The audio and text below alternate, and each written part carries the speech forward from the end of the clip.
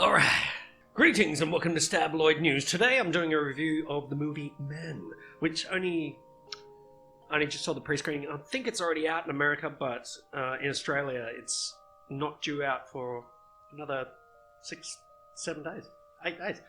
So, I just thought I'd do a review on it because it was a very, very interesting movie. If you haven't seen it yet, I'm going to do part of a review.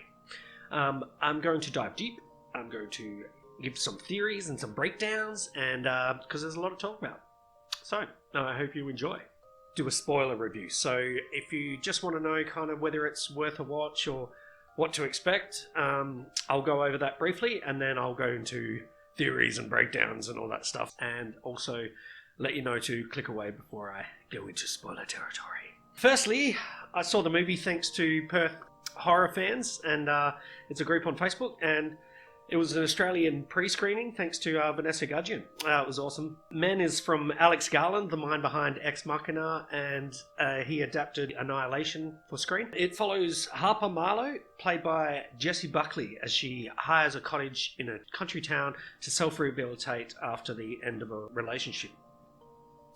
The landlord is Jeffrey.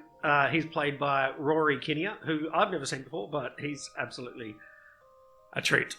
He was so funny and a highlight of this character. The film is a bit of a slow burn, but when stuff starts happening, it starts and you will be awkwardly laughing, or as I hear some people are leaving. I personally don't see why, but each to their own. Obviously, some things are too confrontational. It contains flashbacks with James Marlowe, the ex-boyfriend, played by, I'm going to screw this up, Papa Asuedo? Asuedo.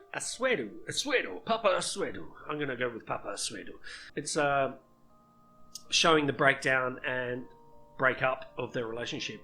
She continues to work and chat with her friend Riley, played by Gail Rankin, who acts as a kind of reassurance as things unfold. I actually really like this movie. There are a few clunky bits, like the certain CGI moment, which I'm sure all of you will know about. And also, it can make you feel quite uncomfortable at times. Not the kind of movie you go see with your mum, anyway. The uncomfortableness, I feel, is very deliberate, as it adds to the whole horror element of the film. Mixed with the thriller side, there's also drama, and in some ways it's a bit of a mystery to unfold as you watch, with your jaw dropped, knowing not what the actual fuck is going on. It's very confusing. So give it a go if you like horror, weirdness, taboo subjects, and some social commentary. You will love it. It has some odd and hard to watch moments, but overall, as I mentioned, I like it. And I will rewatch to pick up all that extra stuff that I didn't see as my theories unfold.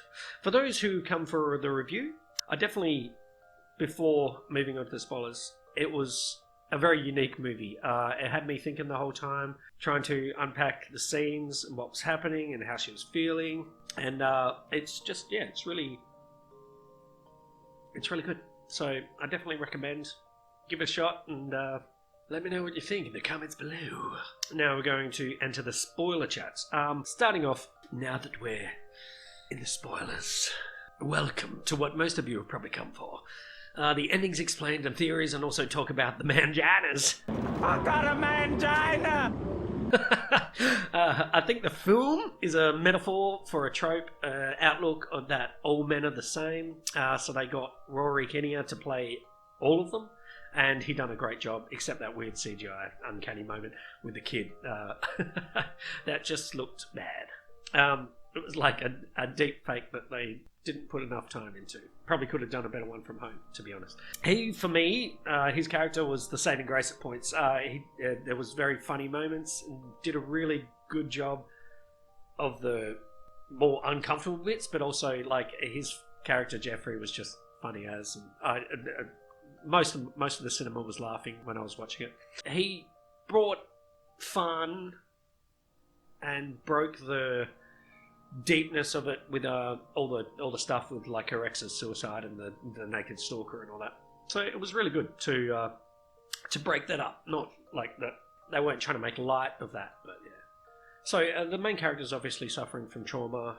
She saw the jump and she saw the breakdown and the domestic violence of somebody that she would have once loved, and that's so hard to get through. Now she obviously hates him, but he was a big part of her life, and that starts her either imagining things or she's actually experiencing some weird supernatural shit, which I don't think is the case. But yeah, if you want to look at the movie simply, it's just a fucked up movie about some shapeshifters or something, or a town of incest.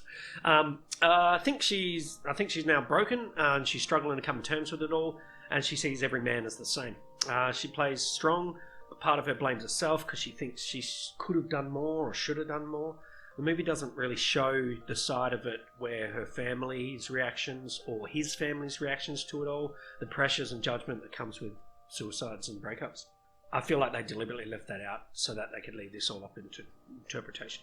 I have a few theories and ideas, but I think that's what makes this movie great, is that you draw from yourself and create your own conclusion, hence why some walk out, because maybe it brings up some past trauma or personal feelings they don't want to bring to surface, which is perfectly fine.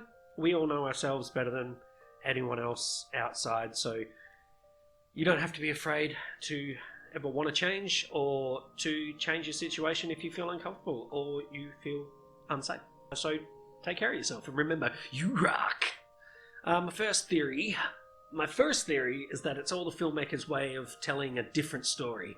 The birth of man, the forbidden fruit Eve was supposed to eat, which is one of the first things we are shown on the homestead. The portrayal that we are all cut from the same cloth. And each version of Rory, Kinnear, Jeffrey, the kid, the naked mute man, the cop, the pub goers, and the vicar are all representations of the generations since the birth of man. Some that believe man gave up part of himself to a woman and she screwed him over and ruined paradise and all that shit. People that blame women or believe that women owe them something. A very scary retelling of the whole Adam and Eve situation. I can kind of see that, but at the same time, it's a bit religious. It's kind of like the movie Mother. Like, it's like full on, like with the retelling of basically of the Bible through like one story. But I think you can't look past the fact that they have the apple farm, the apples and the dropped apples, and Adam looking at the apple, the naked man looking at the apples. Nature thing where he's putting the leaves in, and I think that's symbolic of like taking in things around us. So and it becomes part of us, and that's obviously where he becomes like this guy. Yeah. So the second theory, and the one that I kind of thought while I was watching it, is that it is a take on toxic masculinity, but also dives a little into personal responsibility. I think, as mentioned, because she is suffering from PTSD. After suffering from an abusive relationship, she is symbolically running away from her problems as she avoids everything. And in a way, just to let it all sort itself out. The old ignorance is bliss kind of situation. But as we all knew, eventually it all comes back. She sees all men as the same, even the little boys, all out to get her. Even the nicest guy, Jeffrey, she's on the phone to a friend talking down about him, joking about his countryness. It's a look at two things: how people tend to make one person's actions and cast that onto all other types, just like racism or sexism, or even animals. Do you mean like sharks? Like all sharks are evil. So she can only see all men as the same, even if they are just nice, like Jeffrey was at the start. That changes. The other and the biggest metaphor, I think, is that it's showing symbolically that this way of thinking from men is passed down through generation to generation since the beginning of time. The death and rebirth of the same ideals we witness from our father or our grandparents, all being passed down until the present day, where her late ex's mind frame and way of thinking is a direct result of some people's inability to grow or change.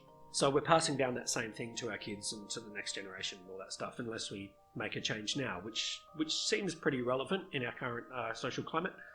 It's foreshadowed in the tunnel when she sings the melody. It's constantly repeated. It keeps going over and over and over again. And then even though she adds more melodies, they're different, but they still fit the music. And it's all repeating and all part of the same song. So that's pretty deep. This is also where the crazy starts. From that scene in the tunnel. That's where the man gets up and then it becomes pew. Hence the mandanas. The birth after birth, and still I'm still in shock about it all. Like the awkward laughs in the cinema, like and she sees her ex and all men, shown through the split of the hand and the broken leg.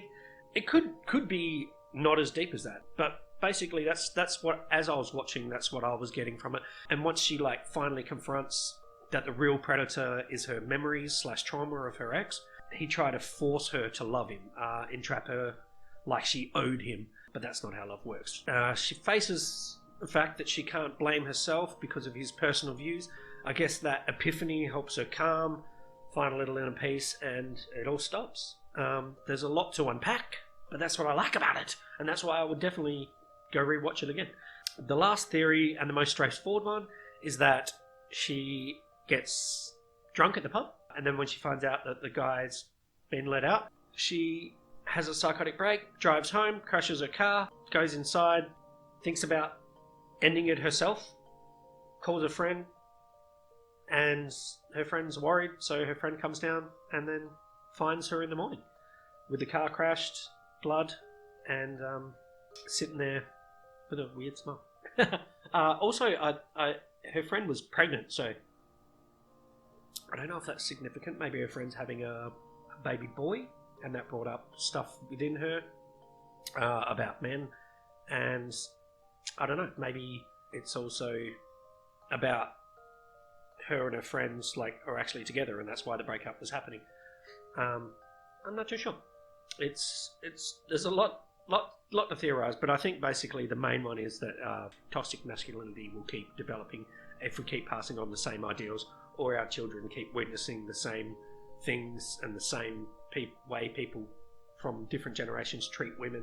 And I think it's trying to put a light on that. But maybe that's just my own experience. I don't know. What do you think?